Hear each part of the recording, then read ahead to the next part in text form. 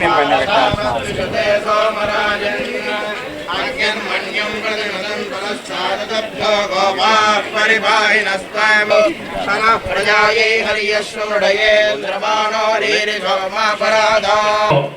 ఎంతో మహిళా సాధికారత కోసం ఏవైతే మన మంత్రివర్యులు లాంటి వారి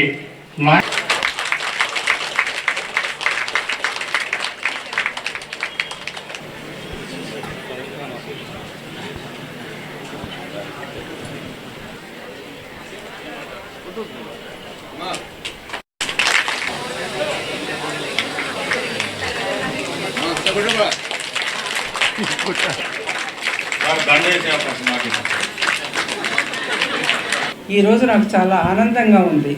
ఎందుకంటే ఒక మంచి ప్రభుత్వంలో ఒక సమర్థవంతుడైన మంచి నాయకునికి ఈ బిల్డింగ్ హ్యాండ్ ఓవర్ చేయటం చాలా గొప్ప విషయం. నేను ఎప్పుడూ ఇది మర్చిపోలేను మనోహర్ గారిని. ఎందుకంటే ఆయన పట్ల నాకు చాలా ఆత్మవిశ్వాసం ఉంది.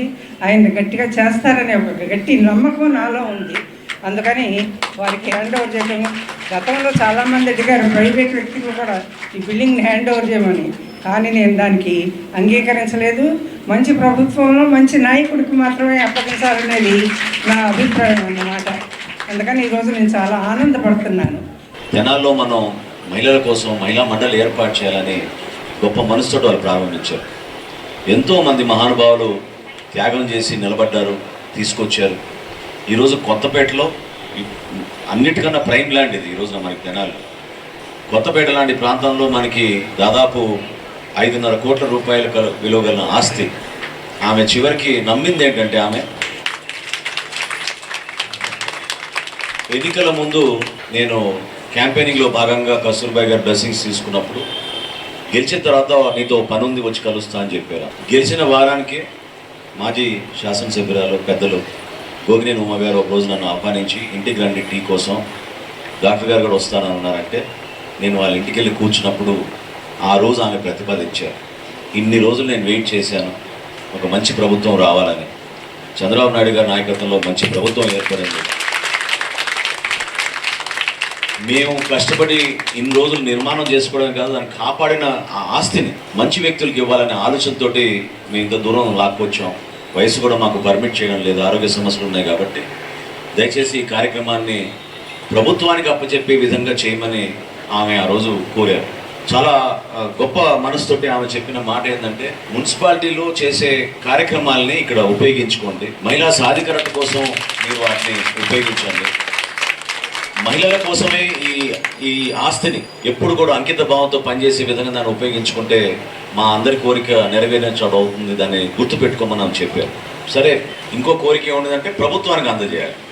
ప్రభుత్వానికి అందజేయాలన్నప్పుడు ఇది ఆంధ్రప్రదేశ్ ప్రభుత్వానికి గవర్నర్ గారి పేరు మీద ఈరోజు కలెక్టర్ గారు, జాయింట్ కలెక్టర్ గారు వారి ఆదేశాల మేరకు రిజిస్ట్రేషన్ ఈరోజు ఆమె చేసి ఈ ఆస్తిని మనకి హ్యాండ్ ఓవర్ చేస్తున్నారు.